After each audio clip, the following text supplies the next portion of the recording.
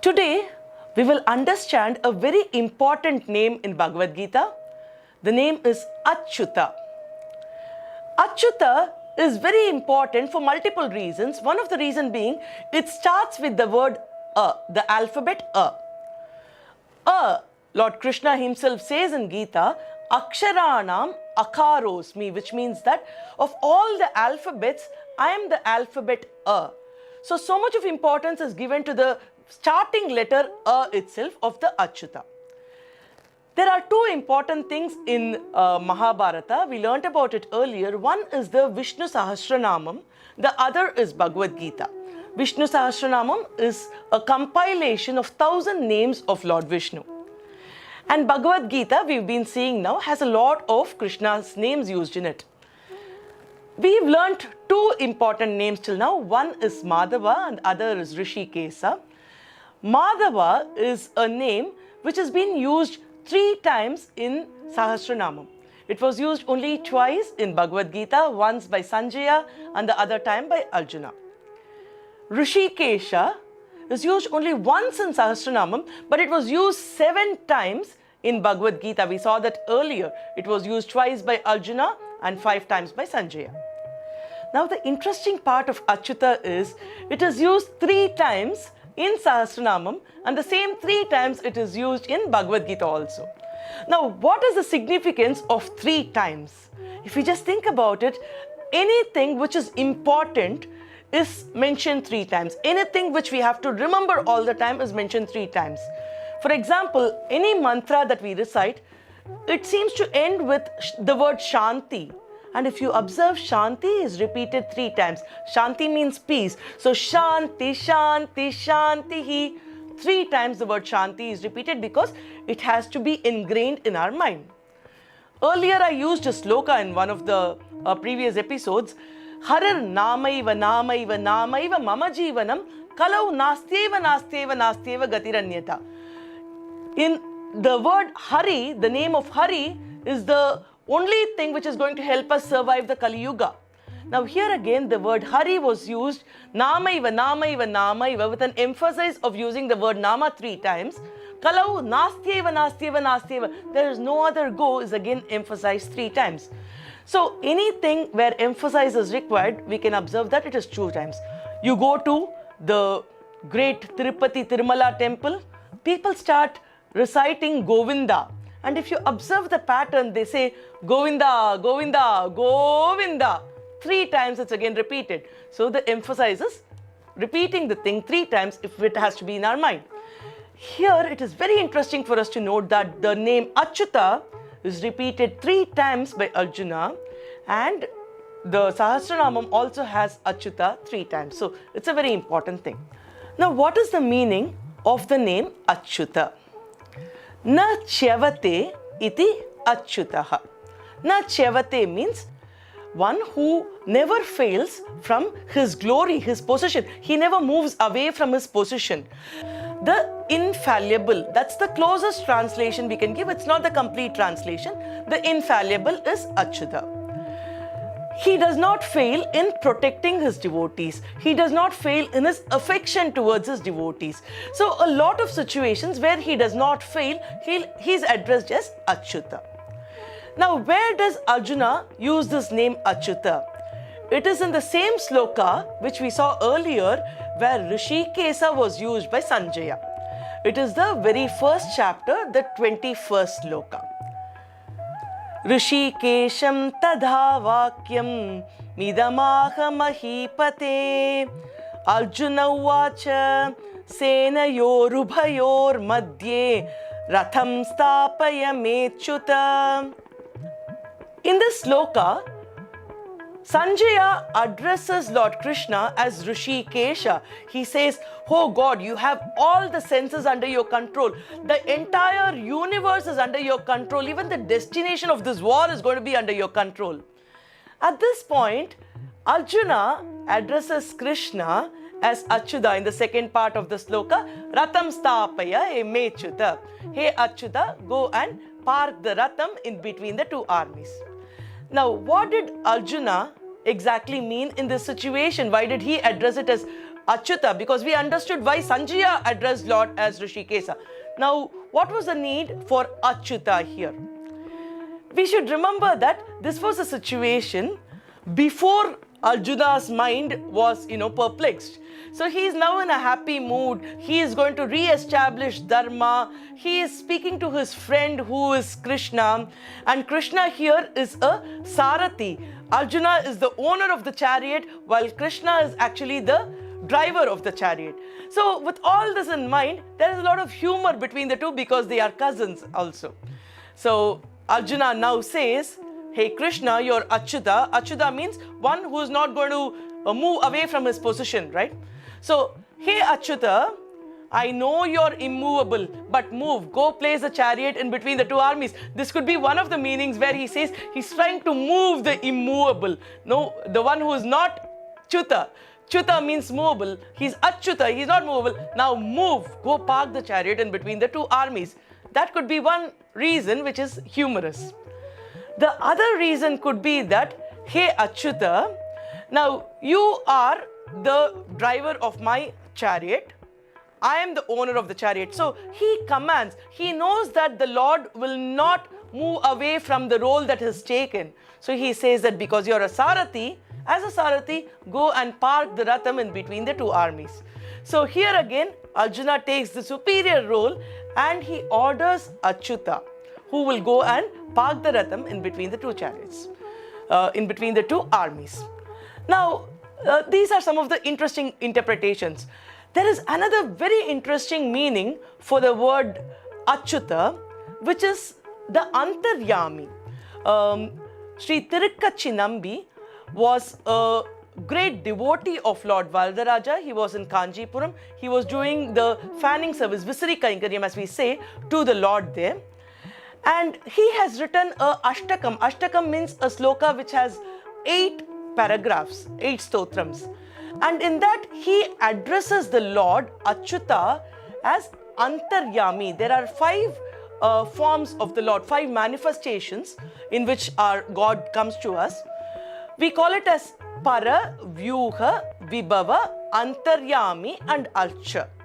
Of this, Antaryami is the form where the God is dwelling inside us itself.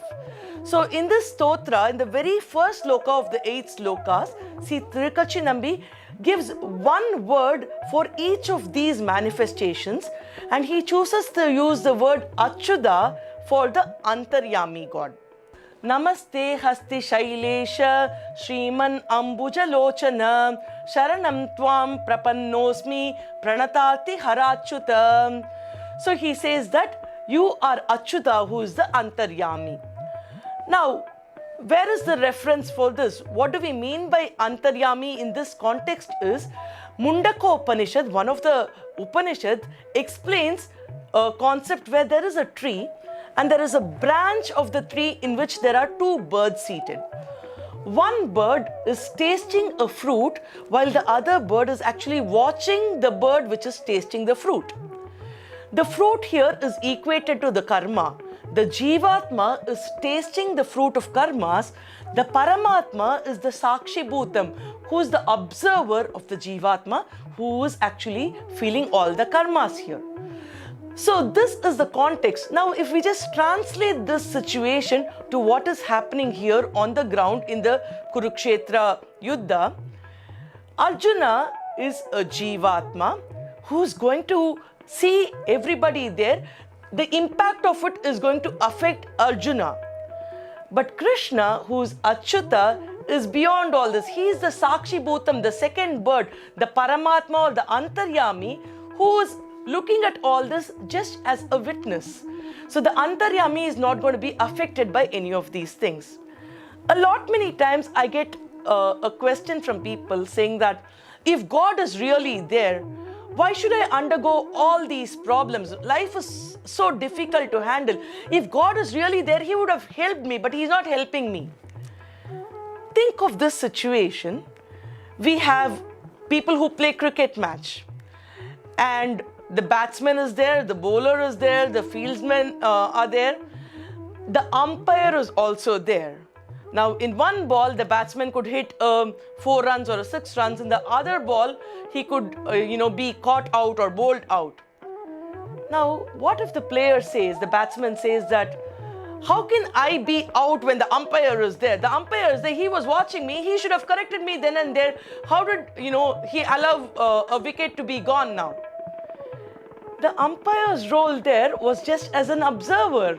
His role was not to go and correct the batsman who was playing there. Another example would be a child is writing an examination. The teacher who taught the subject is now the invigilator, the supervisor, who's looking at all the students who are writing the exam. One child passes with flying colors, the other child fails miserably. Now the child who did not pass is saying like, the teacher is there, she should have helped it. Only because she didn't help me, I failed. Now, was it the duty of the teacher to help the child while the exam was going on? The child will write the exam based on how much the child is prepared for the exam.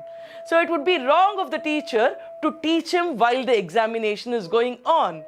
So there is no teacher. If the teacher was okay, I would have passed, is not a valid situation, right?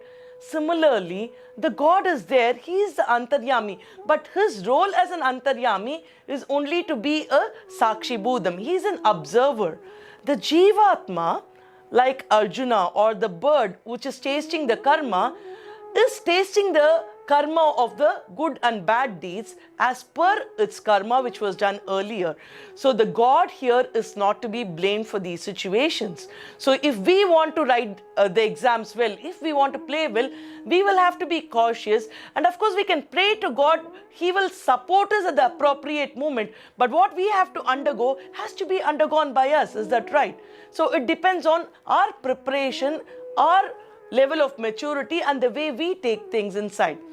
So here Arjuna is like the Jivatma and Krishna is Achyutha, who is looking at it from a totally different angle, totally different perspective. If we are going on a road and we have a flight to catch or a train to catch, or we are rushing for a meeting, there's a huge traffic in front of us. So the movement of the traffic is slow, we get totally tense, we are like, oh, when will I reach, so on and so forth. And finally we reach, let's say we landed in the airport and we did our check-in and we boarded the flight. We are like, thank God we are on time. And now the flight takes off. We get a window seat, we peep out of the window. Wow, what a view, the light looks really beautiful. Is that right? Many of us would have had that experience. Now just think about it, the lights are the same lights that we saw when we were on the ground. But at that point of time, we were so pressurized for want of time. Now when we are at a higher level, we are able to visualize and enjoy the light that is visible down there on the street. Similarly, when we look at everything from the plane of a Jivatma, when we are here, Arjuna in that situation sees the army and his mind gets like troubled, perturbed. But Krishna, being in a higher plane, is untouched by all this and he is Achyutha. So if we keep praying to Achyutha over and over and over again, that quality of Achyutha, to have a detached attachment, to look at it from a different perspective, will imbibe on us and we will be able to do a lot of our duty in a much better manner. Now Achyutha, we learned, is the Antaryami God who protects us all the time. He protects us all the time because he never sleeps, and that's the reason he's also addressed as Achyutha Bhanu. Bhanu means sun god, and our ancestors always knew that the sun god never sleeps. There's a mention in Vishnu Purana also that sun never rises or sets. So it's always there, it's just our perception. Now, just like sun god, the Achyutha Bhanu, Achyutha never sleeps, he's the Antaryami. Now, with all this learning of Achyutha, how do we implement it in our everyday life? Achyutha looked at everything from a totally different perspective. He saw everything from a higher level, therefore was not attached to what was going on here. Arjuna was attached to what was going on in the war. But Krishna looked at it from a different perspective, therefore he guided Arjuna in the right direction. Similarly, when we start looking at it from a different perspective, nothing will affect us. We play different roles in our life. We are a mother, we are a daughter, we are a friend, we are a relative. Many of you could be fathers or brothers and cousins. So many different relationships are there. The employers, employees, entrepreneurs, so many distinct relationships are there. Now, in each of this relationship, when we look at the situation and we are engrossed in the situation, we get affected for a lot many reasons.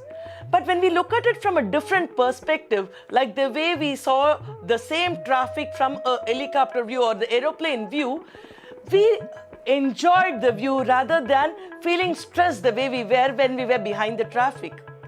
So when we keep repeating the word Achyutha, Achyutha, Achutha, the same situation, we'll be able to view it from a totally different perspective, and Achyutha himself will help us have a look at it from that different dimension. Achyutha loves his devotees, he protects his devotees, he will never allow his devotees to have difficulties. Because he protected Arjuna, we are seeing that here. Similarly, Achyutha here is Achutha, the supreme, the person who never falls from his state as the Lord, but he loves his devotees, he protects us, he is going to help us achieve all what we want. Therefore, when we continuously keep reciting his names, he will help us to handle all our roles of life in a really good manner that is required for us. At the same time, he will help us to practice detached attachment, like a lotus is on water. So Achyutha will protect us on different roles of our life. Therefore, let's recite Lord Krishna's names and be blessed. Madhava Achyutha Krishna Hare Hrishkesha Keshava Govinda Vasudeva Bhagavan Janardana